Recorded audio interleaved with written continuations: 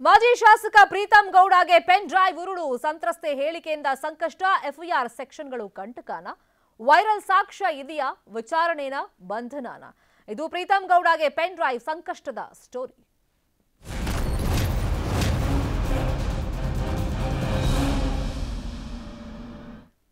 ಪ್ರಜ್ವಲ್ ರೇವಣ್ಣ ವಿರುದ್ಧ ಅತ್ಯಾಚಾರ ಪ್ರಕರಣ ಸಂಬಂಧ ಮಾಜಿ ಶಾಸಕ ಪ್ರೀತಂ ಗೌಡಗೂ ಸಂಕಷ್ಟ ಶುರುವಾಗಿದೆ ಪ್ರೀತಂ ಗೌಡ ವಿರುದ್ಧ ಎಫ್ಐಆರ್ ಆಗಿದೆ ವಿಚಾರಣೆಗೆ ಶೀಘ್ರವೇ ನೋಟಿಸ್ ಜಾರಿ ಮಾಡುವಂತ ಚಾನ್ಸಸ್ ಇದೆ ಶೀಘ್ರ ಅಂತಂದ್ರೆ ಇವತ್ತೇ ವಿಚಾರಣೆಗೆ ನೋಟಿಸ್ ಅನ್ನು ಇಶ್ಯೂ ಮಾಡುವಂತ ಸಾಧ್ಯತೆಗಳಿದೆ ಅಂತ ಹೇಳಲಾಗ್ತಾ ಇದೆ ಇನ್ನು ಈ ಪರ್ಟಿಕ್ಯುಲರ್ ಕೇಸಲ್ಲಿ ಪ್ರೀತಂ ಗೌಡ ಮೇಲೆ ಕೇಳಿ ಬಂದಿರುವಂತ ಆರೋಪಗಳು ಅಂತಂದ್ರೆ ಎಲೆಕ್ಷನ್ ಟೈಮ್ ನಲ್ಲಿ ಪೆನ್ ಡ್ರೈವ್ ಹಂಚಿಕೆ ಆಗಿತ್ತಲ್ಲ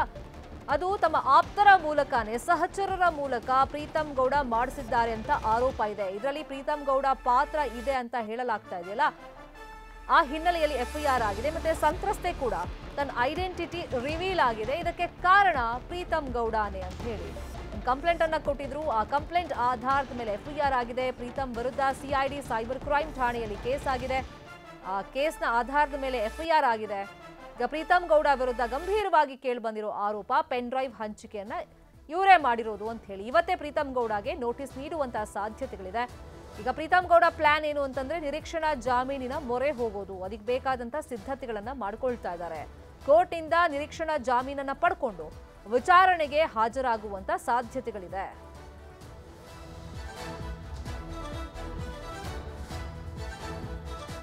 ಪ್ರೀತಂ ಗೌಡ ವಿರುದ್ಧ ದೂರು ದಾಖಲಾಗಿದೆ ಇದರ ತನಿಖೆ ನಡೆಯಲಿದೆ ತನಿಖೆ ಆದ ನಂತರ ಅವರ ಪಾತ್ರ ಇದೆಯಾ ಇಲ್ವಾ ಅನ್ನೋದು ಗೊತ್ತಾಗುತ್ತೆ ತನಿಖೆ ಮಾಡೋರು ತನಿಖೆ ನಂತರ ಅದರ ಬಗ್ಗೆ ನಮಗೆ ತಿಳಿಸ್ತಾರೆ ತನಿಖೆಯಲ್ಲಿ ಅವರ ಪಾತ್ರ ಕಂಡು ಬಂದ್ರೆ ಕಾನೂನು ರೀತಿಯಲ್ಲೇ ಕ್ರಮ ಆಗುತ್ತೆ ಅಂತ ಹೇಳಿ ಬೆಂಗಳೂರಲ್ಲಿ ಗೃಹ ಸಚಿವ ಪರಮೇಶ್ವರ್ ಹೇಳಿಕೆಯನ್ನ ಕೊಟ್ಟಿದ್ದಾರೆ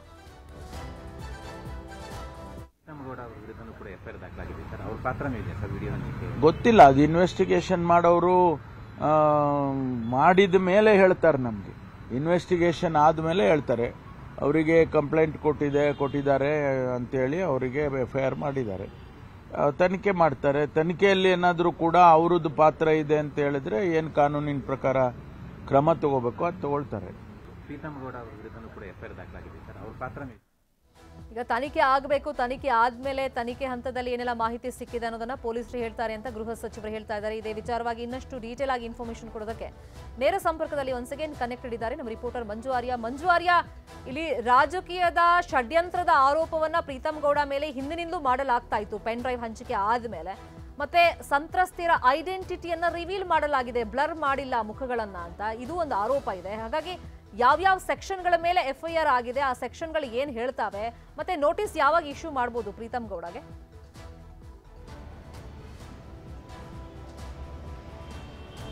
ಖಂಡಿತವಾಗ್ಲೂ ಶರ್ಮಿತಾ ಹಾಸನದ ಮಾಜಿ ಶಾಸಕ ಪ್ರೀತಂ ಗೌಡಗೂ ಕೂಡ ಅಷ್ಟೇ ಒಂದು ಪೆನ್ ಡ್ರೈವ್ ಹಂಚಿಕೆ ಪ್ರಕರಣದಲ್ಲಿ ಸಂಕಷ್ಟ ಎದುರಾಗುತ್ತೆ ಅನ್ನುವಂಥದ್ದು ಹೇಳ್ಬೋದು ಯಾಕಂದ್ರೆ ಸದ್ಯಕ್ಕೆ ಸಿಐಡಿ ಅಧಿಕಾರಿಗಳು ದಾಖಲು ಮಾಡಿಕೊಂಡಿರುವಂತಹ ಎಫ್ಐಆರ್ ನಲ್ಲಿ A4 ಆರೋಪಿಯಾಗಿ ಪ್ರೀತಂ ಗೌಡರನ್ನು ಕೂಡ ಉಲ್ಲೇಖವನ್ನ ಮಾಡಿದರೆ ಖುದ್ದು ಸಂತ್ರಸ್ತೆ ಕೊಟ್ಟಂತಹ ದೂರಿನಲ್ಲಿ ಈ ಒಂದು ವಿಡಿಯೋಗಳನ್ನ ಪ್ರೀತಂ ಗೌಡ ಮತ್ತು ಒಂದಷ್ಟು ಜನರು ಸೇರ್ಕೊಂಡು ಹಂಚಿಕೆಯನ್ನ ಮಾಡಿದ್ದಾರೆ ಪೆನ್ ಡ್ರೈವ್ ಮುಖಾಂತರವಾಗಿ ಅನ್ನುವಂಥದ್ದನ್ನ ಖುದ್ದಾಗಿ ಸಂತ್ರಸ್ತೆ ಕೊಟ್ಟಂತಹ ದೂರಿನಲ್ಲಿ ಉಲ್ಲೇಖ ಮಾಡಿರುವಂತಹ ಅದು ಕೂಡ ಅಷ್ಟೇ ಪ್ರಜ್ವಲ್ ರೇವಣ್ಣ ವಿರುದ್ಧ ದಾಖಲಾಗಿರುವಂತಹ 4ನೇ ಎಫ್ಐಆರ್ ನಲ್ಲಿ ಈ ಒಂದು ಅಂಶಗಳನ್ನು ಉಲ್ಲೇಖ ಮಾಡಿಕೊಂಡಿದ್ದಾರೆ ಸದ್ಯಕ್ಕೆ ಈ ಒಂದು ಪ್ರಕರಣದಲ್ಲಿ ಪೆನ್ ಡ್ರೈವ್ ಹಂಚಿಕೆ ಮಾಡಿರುವಂತಹ ಹಿನ್ನೆಲೆಯಲ್ಲಿ ಐಟಿ ಆಕ್ಟ್ ನ ಅಡಿಯಲ್ಲಿ ಈಗಾಗಲೇ ಕೇಸನ್ನು ಕೂಡ ದಾಖಲು ಮಾಡಿಕೊಂಡಿದ್ದಾರೆ ಎಲ್ಲೋ ಒಂದು ಕಡೆ ಏನಂದ್ರೆ ಪ್ರೀತಂ ಗೌಡಗೆ ನೋಟಿಸ್ ಕೊಡೋಕ್ಕೂ ಕೂಡ ಅಷ್ಟೇ ಸಿಐಡಿ ಅಧಿಕಾರಿಗಳು ಮುಂದಾಗ್ತಾ ಇದ್ದಾರೆ ಒಂದು ವೇಳೆ ನೋಟಿಸ್ ಕೊಟ್ಟು ವಿಚಾರಣೆಗೆ ಹಾಜರಾಗುವ ಸೂಚನೆಯನ್ನು ಕೂಡ ಕೊಡಬಹುದು ಆದ್ರೆ ಪ್ರೀತಂ ಗೌಡ ಕೂಡ ಈಗಾಗಲೇ ಸಿಕ್ಕಿರುವಂತಹ ಮಾಹಿತಿಯ ಪ್ರಕಾರವಾಗಿ ನಿರೀಕ್ಷಣಾ ಜಾಮೀನಿನ ಮೊರೆ ಹೋಗುವಂತ ಸಾಧ್ಯತೆಗಳು ಕೂಡ ಹೆಚ್ಚಾಗಿ ಕಂಡು ಬರ್ತಿದೆ ಯಾಕಂದ್ರೆ ಒಂದು ವೇಳೆ ಏನಾದರೂ ತನಿಖಾಧಿಕಾರಿಗಳು ಕರೆದು ಆತನನ್ನು ಕೂಡ ಬಂಧನ ಮಾಡಬಹುದು ಅನ್ನುವಂತ ಒಂದು ಬಂಧನದ ಭೀತಿಯಲ್ಲಿ ಒಂದು ರೀತಿ ನಿರೀಕ್ಷಣಾ ಜಾಮೀನ ಮೊರೆ ಹೋಗುವಂತ ಸಾಧ್ಯತೆ ಹೆಚ್ಚಾಗಿದೆ ಯಾಕಂದ್ರೆ ಆತನ ಮೇಲೆ ಹಾಕಿರುವಂತಹ ಸೆಕ್ಷನ್ ಏನಿದೆ ಐಟಿ ಆಕ್ಟ್ ಅಡಿಯಲ್ಲಿ ಏನ್ ಸೆಕ್ಷನ್ ದಾಖಲಾಗಿದೆ ಆ ಒಂದು ಸೆಕ್ಷನ್ ನ ಅಡಿಯಲ್ಲಿ ಬೇಲೆಬಲ್ ಸೆಕ್ಷನ್ ಆಗಿದ್ದಂತ ಕಾರಣಕ್ಕೋಸ್ಕರ ಬಹುತೇಕ ಜಾಮೀನನ್ನ ಮಂಜೂರು ಮಾಡುತ್ತೆ ಆ ನಿಟ್ಟಿನಲ್ಲಿ ಕೋರ್ಟ್ಗೆ ನಿರೀಕ್ಷಣಾ ಜಾಮೀನಿನ ಮೊರೆ ಹೋಗಿ ಕೋರ್ಟ್ನ ಮುಖಾಂತರವಾಗಿ ಜಾಮೀನನ್ನ ಪಡ್ಕೊಂಡು ತದನಂತರ ತನಿಖಾಧಿಕಾರಿಗಳ ಮುಂದೆ ಹಾಜರಾಗೋಣ ಅನ್ನುವಂತ ಒಂದು ನಿರ್ಧಾರಕ್ಕೂ ಕೂಡ ಪ್ರೀತಂ ಗೌಡ ಬಂದಿದ್ದಾರೆ ಅನ್ನೋದ್ರ ಬಗ್ಗೆ ಈಗಾಗಲೇ ಮಾಹಿತಿ ಇದೆ ಮತ್ತೊಂದು ಕಡೆ ಈಗಾಗಲೇ SIT ಅಧಿಕಾರಿಗಳು ಕೂಡ ಅಷ್ಟೇ ಇವತ್ತು ಅಥವಾ ನಾಳೆಯ ಒಳಗಾಗಿ ಮಾಜಿ ಶಾಸಕ ಪ್ರೀತಂ ಗೌಡಗೆ ನೋಟಿಸ್ ಅನ್ನು ಕೊಟ್ಟು ವಿಚಾರಣೆ ಮಾಡಲು ಮುಂದಾಗಿದ್ದಾರೆ ಯಾಕಂದ್ರೆ ಸಂತ್ರಸ್ತೆ ಹೇಳಿರುವಂತಹದ್ದು ಇಡೀ ಹಾಸನ ಜಿಲ್ಲೆಯಾದ್ಯಂತಲೂ ಕೂಡ ಅಷ್ಟೇ ಈ ಒಂದು ರೀತಿಯಂತ ಚರ್ಚೆ ಆಗ್ತಿದೆ ಅದರಲ್ಲಿ ಪ್ರೀತಂ ಗೌಡನೇ ಖುದ್ದು ಪೆನ್ ಡ್ರೈವ್ ನ ಮುಖಾಂತರವಾಗಿ ವಿಡಿಯೋಗಳನ್ನು ಹಂಚಿಕೆಯನ್ನ ಮಾಡಿದ್ರೆ, ಜೊತೆಗೆ ಅದರಲ್ಲಿ ಪ್ರಮುಖವಾಗಿ ಆ ಒಂದು ಸಂತ್ರಸ್ತೆಯ ಮುಖವನ್ನು ಕೂಡ ಅಷ್ಟೇ ಬ್ಲರ್ ಮಾಡಿಲ್ಲ. ಆ ಸಂತ್ರಸ್ತೆಯ ಮುಖವನ್ನ ಇಡೀ ಸಮಾಜಕ್ಕೆ ಕಾಣುವಂತಹ ರೀತಿಯಲ್ಲಿ ಅವರು ವಿಡಿಯೋವನ್ನ ಹರಿಬಿಟ್ಟಿದ್ದಾರೆ ಅನ್ನುವಂಥದ್ದನ್ನು ಕೂಡ ಆರೋಪ ಮಾಡಿ ಒಂದು ದೂರನ್ನ ದಾಖಲು ಮಾಡಿಕೊಂಡಿದ್ರು. ಸದ್ಯಕ್ಕೆ ಸಂತ್ರಸ್ತೆಯ ಕಂಪ್ಲೀಟ್ ಆದಂತಹ ಸ್ಟೇಟ್ಮೆಂಟ್ ಅನ್ನ SIT ಅಧಿಕಾರಿಗಳಿಗೆ ದಾಖಲು ಮಾಡಿಕೊಂಡಿದ್ದಾರೆ. ಸದ್ಯಕ್ಕೆ ಪ್ರೀತಮ್ ಗೌಡ ಸೇರಿದಂತೆ ಇನ್ನುಳಿದಂತ ಇಬ್ಬರು ಆರೋಪಿಗಳೇನಿದ್ದಾರೆ ಪೆನ್ ಡ್ರೈವ್ ಹಂಚಿಕೆಯ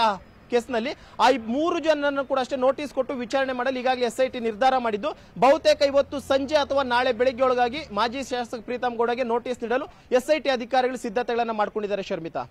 ಫೈನ್, ಥ್ಯಾಂಕ್ ಯು ಮಂಜುವರಿಯ ತಮ್ಮೆಲ್ಲ ಇನ್ಫಾರ್ಮೇಶನ್ಗೆ. ಡೆತ್ ನೋಟ್ ಅನ್ನ ಬರೆದಿಟ್ಟು ಯುವಕ ಆತ್ಮಹತ್ಯೆಗೆ ಶರಣಾಗಿದ್ದಾನೆ. ನರಸೀಪುರದ ಶಾಯಿ ಗಾರ್ಮೆಂಟ್ಸ್ ಸಿಬ್ಬಂದಿ ಈತ. ಆತ್ಮಹತ್ಯೆಗೆ ಶರಣಾಗಿರುವಂತಹ ವ್ಯಕ್ತಿ ಕಿರಣ್, 28 ವರ್ಷ ಈತನಿಗೆ. ಗುಂಡ್ಲುಪೇಟೆ ತಾಲೂಕಿನ ಬೇರಂಬಾಡಿ ಗ್ರಾಮದ ಕಿರಣ್ ಕಂಪನಿಯ ಕ್ವಾಲಿಟಿ AGM ಲೋಕೇಶ್ ಮೇಲೆ ಗಂಭೀರವಾದಂತ ಆರೋಪ ಮಾಡಿದ್ದಾರೆ. ಜೊತೆಗೆ ಕಂಪನಿ HR ಕೂಡ ಕಾರಣ ಅಂತ ಹೇಳಿ ಡೆತ್ ನೋಟ್ ನಲ್ಲಿ ಉಲ್ಲೇಖವನ್ನ ಮಾಡಿದ್ದಾರೆ. ಏನ್ ಕಾರಣಗಳನ್ನ ಆತ ಕೊಟ್ಟಿದ್ದಾನೆ ಅಂದ್ರೆ, ಕೆಲಸದಿಂದ ಬೇಕಂತಾನೆ ತೆಗೆದಿದ್ದಾರೆ, ನನ್ನ ಬಗ್ಗೆ ಬೇರೆ ಕಡೆ ಕೆಟ್ಟದಾಗಿ ಫೀಡ್ಬ್ಯಾಕ್ ಕೊಟ್ಟು ಎಲ್ಲೂ ತನ್ನನ್ನ ಕೆಲಸಕ್ಕೆ ತಗೊಳ್ಬಾರ್ದು ಅಂತ ಹೇಳಿ ಆತ ಮಾಡಿದ್ದಾನೆ ಅಂತ ಹೇಳಿ ನೊಂದು ಡೆತ್ ನೋಟ್ ಅನ್ನ ಬರೆದಿಟ್ಟಿದ್ದಾನೆ ಕಿರಣ್. ನರಸೀಪುರ ಪೊಲೀಸ್ ಠಾಣೆಯಲ್ಲಿ ಈಗ ಪ್ರಕರಣ ದಾಖಲಾಗಿದೆ.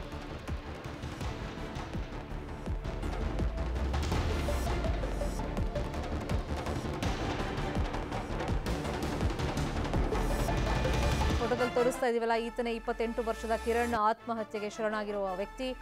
ನರಸೀಪುರದ ಶಾಯಿ ಗಾರ್ಮೆಂಟ್ಸ್ ಅಲ್ಲಿ ಈತ ಸಿಬ್ಬಂದಿಯ ಕೆಲಸ ಮಾಡ್ತಾ ಇದ್ದ. ಬಟ್ ಈ ಕಂಪನಿಯ ಕ್ವಾಲಿಟಿ AGM ಲೋಕೇಶ್ ಮತ್ತೆ ಕಂಪನಿ HR ಮೇಲೆ ಈತ ಗಂಭೀರವಾದಂತಹ ಆರೋಪ ಮಾಡಿ ಡೆತ್ ನೋಟ್ ಅಲ್ಲಿ ಇಬ್ಬರು ಹೆಸರನ್ನು ಪ್ರಸ್ತಾಪ ಮಾಡಿ ಸೂಸೈಡ್ ಮಾಡ್ಕೊಂಡಿದ್ದಾನೆ.